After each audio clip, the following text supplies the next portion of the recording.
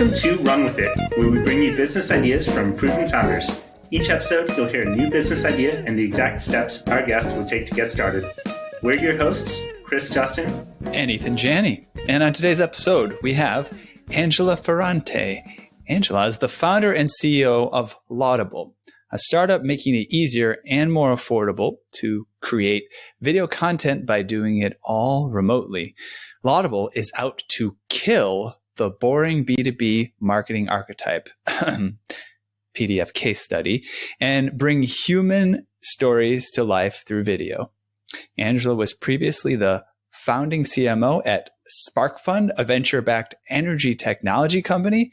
That's super impressive, Ethan, and kind of terrifying. Be on our A game here, but our show is about new business ideas, and you've got one to improve management and leadership training. How did you come up with this idea? Yeah, so I almost went down this path of starting this business about a year ago. I did a bunch of exploration work and some customer discovery and even some prototyping. But the basic background and idea was that I joined this company, SparkFund, as CMO with very little formal management training and frankly, very little management experience. And you're sort of thrust into this environment of being responsible for other humans and their job performance without knowing how to do that.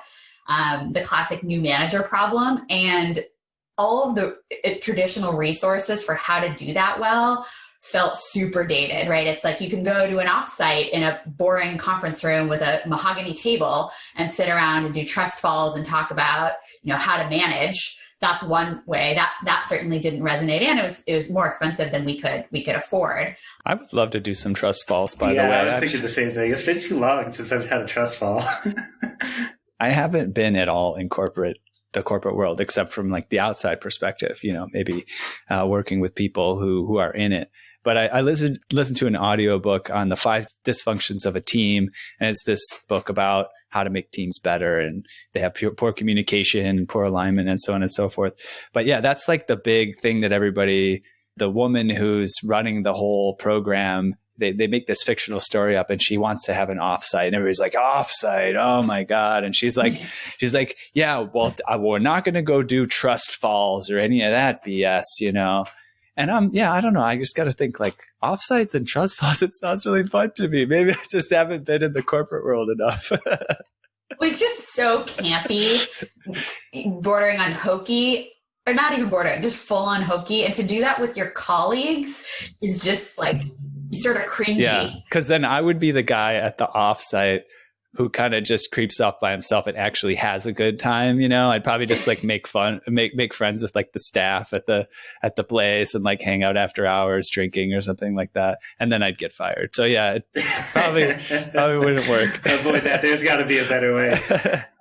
In doing research for this episode, Angela, one of the things that provided some data behind the value of something like this, there's a research paper from 2016 out of Stanford that covers the productivity increase and actually the increased business success due to management training. There was this cohort that happened in Italian business, actually, where after World War II, some Italian businesses got management training from the US and some didn't as part of the Marshall Plan. So it created this really interesting case study. And it wasn't the best businesses that got it, but the ones who did, after 15 years, their businesses were larger. They had more investment.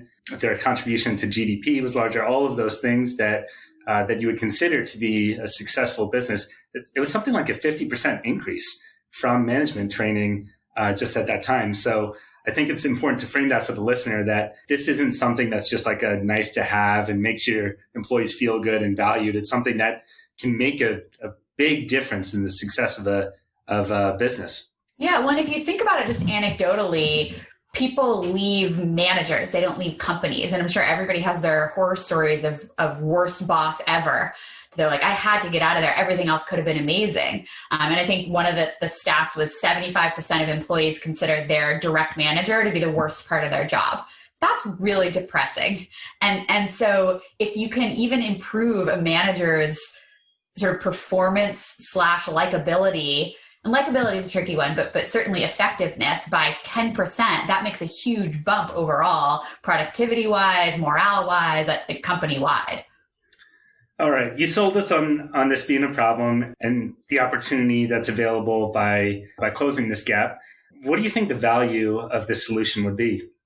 One of the sort of sub-problems is that there's a ton of incredible content out there. I would not suggest someone go out and try to recreate the wheel on writing a textbook or any ebook or any form of content around here's how to be an effective, great manager. There's so much good research. Google Rework has an awesome project around this, and a lot of amazing content, videos, et cetera. But it's all over the place, right? It's not the organization and structure around it is sort of tricky to find, even within something that is supposed to be organized like a LinkedIn Learning or formerly lynda.com.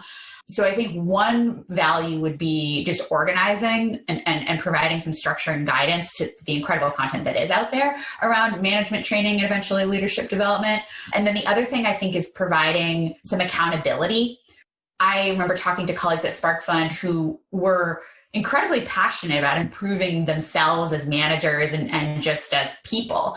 Yet when you actually looked at what they did from a management development perspective on their own, it wasn't very much because it always got crowded out by other objectives they had to achieve on their job or just day-to-day work and life, right? And so being able to have something that, you know, in this form, if it's an app or whatever the format looks like, that holds you accountable and is checking in with you regularly and sort of dosing out material and telling you, here's what to do in this next week.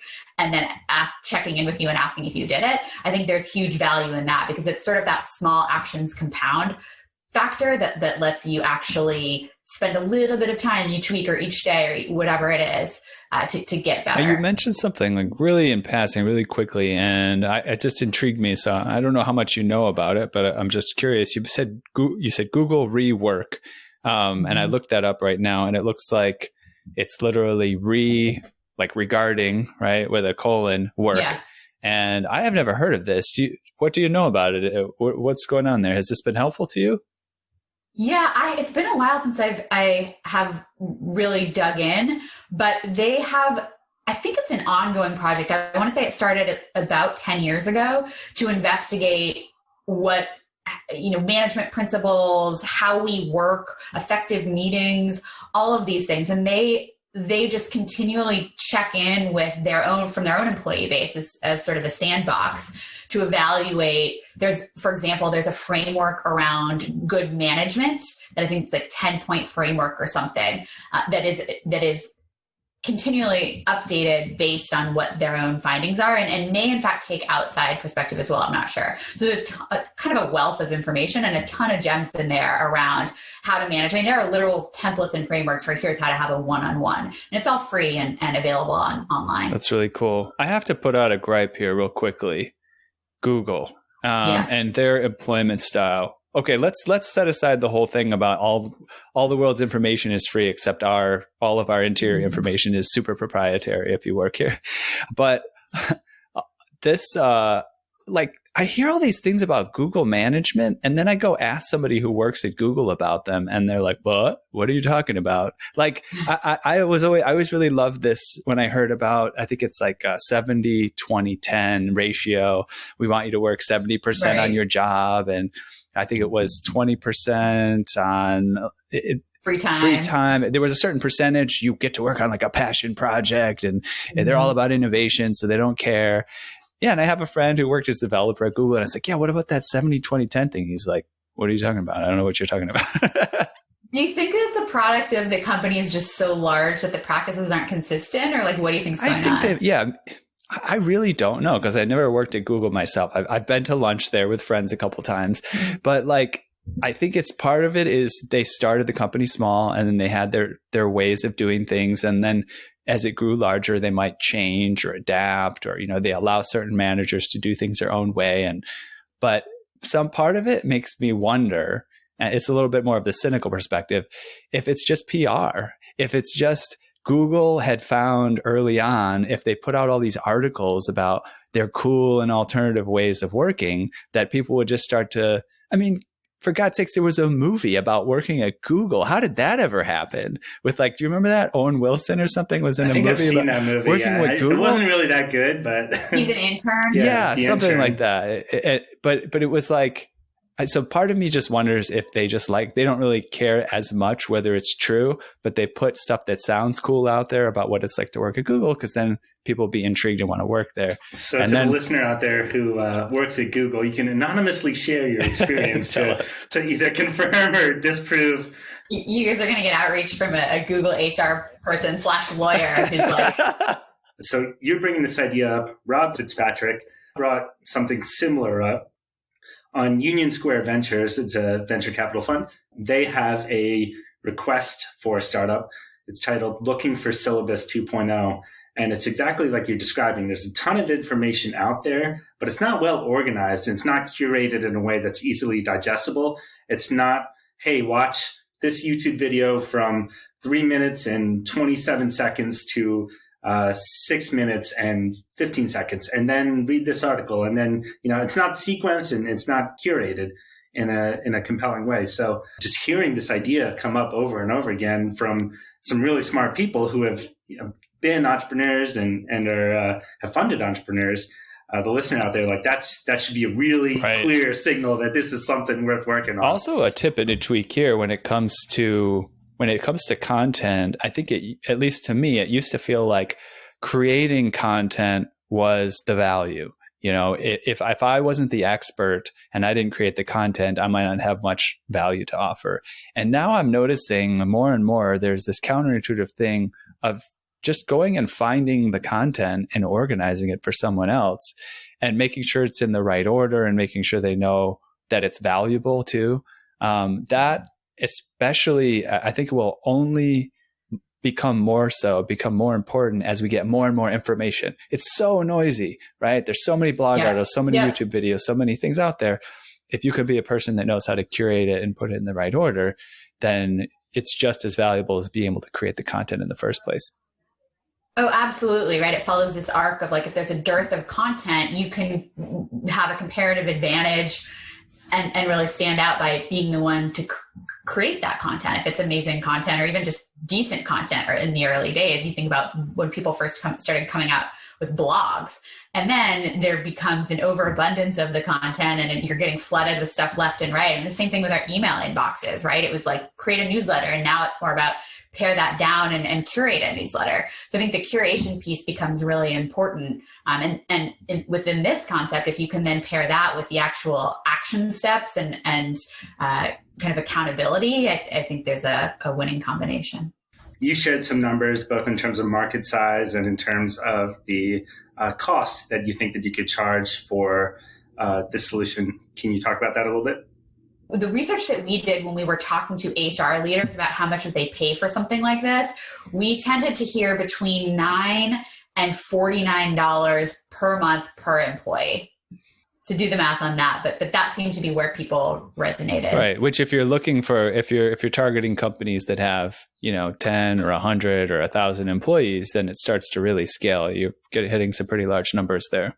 Yeah, exactly. It becomes a real enterprise play. Now, do you think you would shoot for enterprise? Is that the goal of this? Am I shooting for a small business owner who only has 10 to 20 employees? Or are we just saying, really our market is only above 100 or even only above 1,000 or 10,000 employees? Yeah, so I think it depends on the person's background and what types of companies they're in HR and they've worked at large companies. They may have a bit more credibility in that particular market. One thing that I did think was interesting and sort of presents a challenge to this, not insurmountable, but a challenge to getting this business started, is that traditionally the startup advice is start doing it immediately, ship your product when you're embarrassed, just get in market, which is super solid advice and I think holds regardless. But when we're talking about a product that is education-based and that it also involves something as sort of sacred as management philosophy and approach, you've got to be a little bit careful, because if you just go in, gunslinging willy-nilly with like, here's my management training program and it's crap, you're going to sort of shoot yourself in the foot. So I think there has to be a little bit of a balance of how robust does the program have to be before you can start addressing enterprise customers. So I'd probably start mid-market. I'm jumping around a little bit here, but as you were describing that, I just thought of the fact that there's no Netflix for management training, right? What if you had David Allen's Getting Things Done coaching program, and you had access to that, and you had Oren Klaff's sales, or you had I'm trying to look at my bookshelf here to see Cal Newport's deep work philosophy, things like that you could have unlimited access to, and you pay $30 a month or $50 a month or whatever.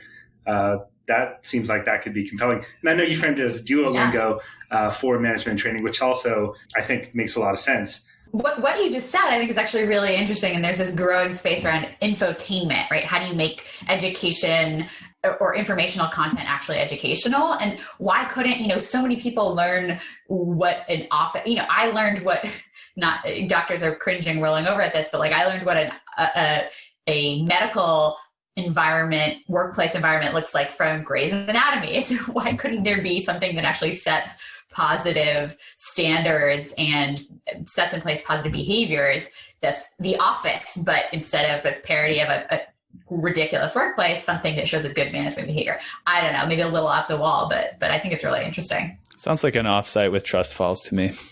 Just give me the trust falls. Going a little bit deeper into getting started with this idea, right? So when you said mid-market, I'm thinking 100 employees level. What do you think? Yeah, I mean, and maybe it's even on the SMB side, technically, to start out. You start the business that has 50 employees and has a small class of new managers. I would also think about what's the specific program? Who are you going to address in terms of not only the company, but the actual manager in training? One thing that we heard a lot was our new managers need a program. We need like a quick boot camp, a way to then get them up and running with how to be a manager 101 when we first promote them from individual contributors. So something like that could be a great way to start, right? Say we're going to build out a new manager program. It only lasts 3 months or whatever it is, and we're going to target companies that are 50 employees or 100 employees, something in that realm. So when I was at Spark Fund, the CEO and I used to get lost in these very abstract conversations where we tried to create a mental model for all the things we were going to do, and we'd get lost in talking about things up here, and all of a sudden it loses any sense of tactical reality, like what you're going to actually do. It's sort of the principle in writing shitty first drafts, right? It's like get something out when there are so many variables that are up in the air. It feels really hard to optimize for all of them. Whereas if you just have a couple in place, then you can start putting things in place. Absolutely. So what would be the shitty first draft of action steps for this idea? Version 1 or version 0.1 would be some type of short-term program, right? Or actually, let's pare it back even more. One activity, right? 1 week of here's your learning existing content. Here's the activity to put into practice. And then giving that to a manager who has new direct reports and then getting them to report back. You don't even have to have any digital element. It can be, here's a link to a Brene Brown podcast, listen to it, fill out these 2 lines, and then try XYZ in your next direct report meeting. Yeah, the other thing that you're bringing to mind here in using that as an approach, first of all, this has come up on other episodes before, the idea that if you already have an audience, sometimes it's easier to create a product, right, to fill that audience. So number one, for the listener that is already doing some sort of management training or consulting, if you're already writing blog posts or you need to put out content, a blog post giving an exercise to people and some action steps they can take in a way to get back to you, it serves as a way of promoting yourself. It serves as a way of building your audience, but it also can be a piece of the puzzle when you start to put together this product, right?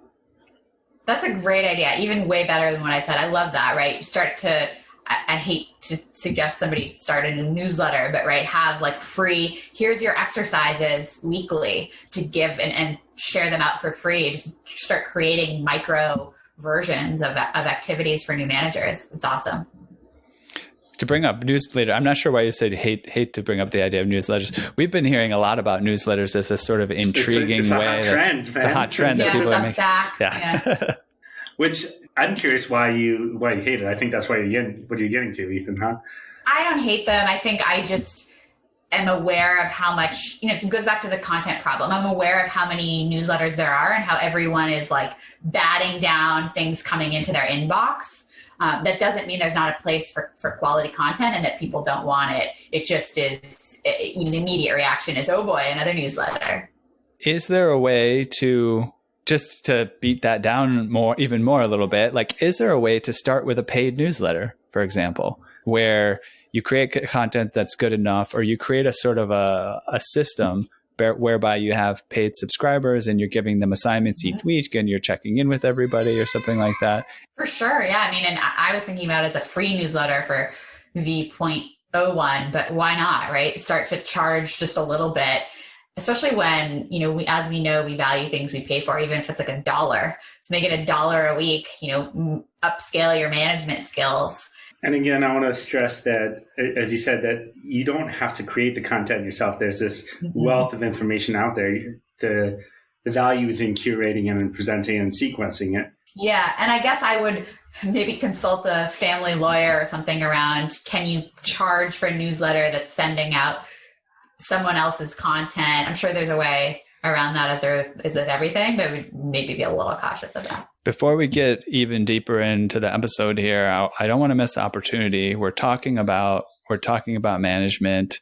You brought up this idea. You've started companies. You've worked within larger organizations. Can you name like a lesson that you learned in management, or something that like you were like, oh, duh, and once you figured it out, you found it was really useful? Any management tips? Oh, it's so tricky because it's so counterintuitive to what you learn as an independent or an individual contributor, right? I think one thing that I made a lot of mistakes on is sort of oscillating between under managing and micromanaging. You expect that someone should just be able to know how to do the thing that we need done as a company and run off and do with it. And you don't want to sort of, you almost feel intrusive if you're like, so how are you thinking about getting started? This is the at least initial reaction. When in reality, I think what works really well is you have a particular project, you dive in with them and sort of get your hands dirty in setting a plan of action. And then you step back and let them run with it. And check in periodically, right? But sometimes there's this fear of like, well, I don't want to micromanage, that leads to people being totally hands off and then waiting until there's a final deliverable due and being like, well, this isn't what I wanted at all, diving and doing it themselves. And then you're just really demotivating and sort of, it becomes really terrible for morale and employee spirit. So I think that's the thing, is finding the right way to be engaged without micromanaging. Now, on top of that, you said that 75% of people, or what, they attribute 75% of the lameness of their work to their boss or something like that.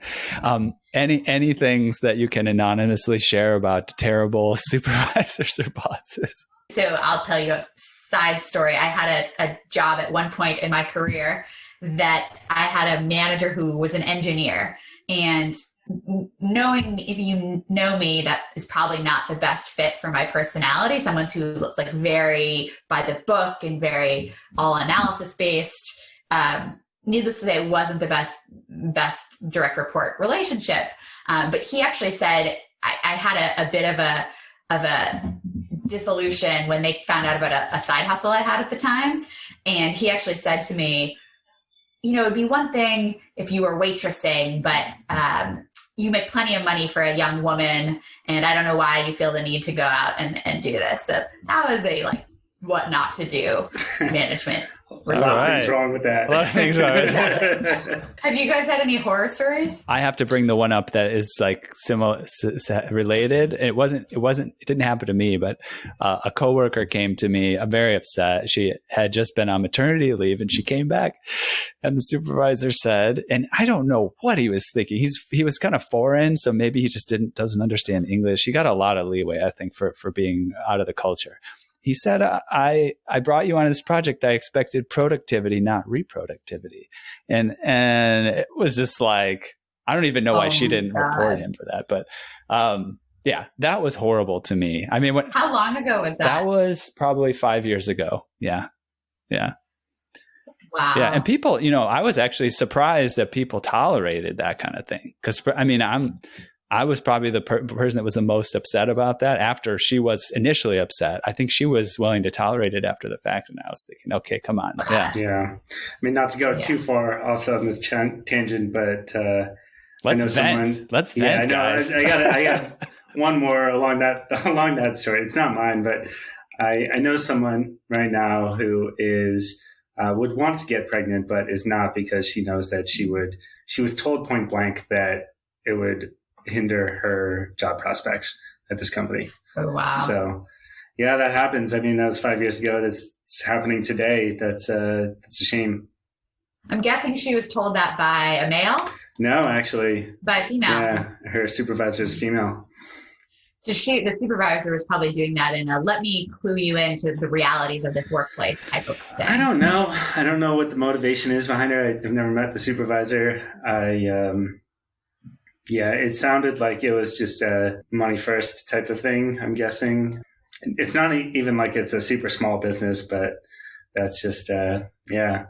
All right. Now we're just on this topic. I got to throw this in there, and I want your opinion, Angela, because I don't know. I just want your opinion. And it's a weird question for me to ask, but I want to ask it.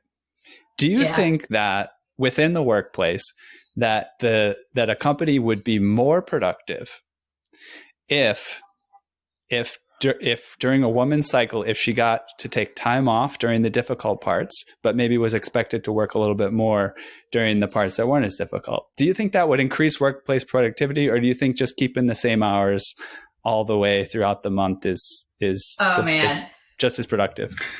You were a courageous man, Ethan. I don't know where this is coming from.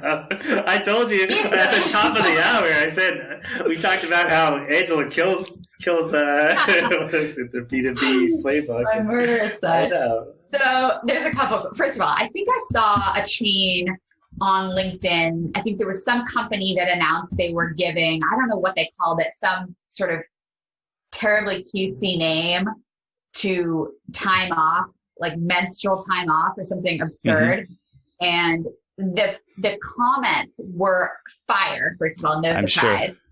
But really interesting and really polarizing. Some people were jumping in saying, wonderful, this is a great example of people paying attention to gender differences in the workplace and being respectful. And then other people like, this is so insulting and laughable. It's like, men making the worst ever Midol commercial and then being like, we're here for you.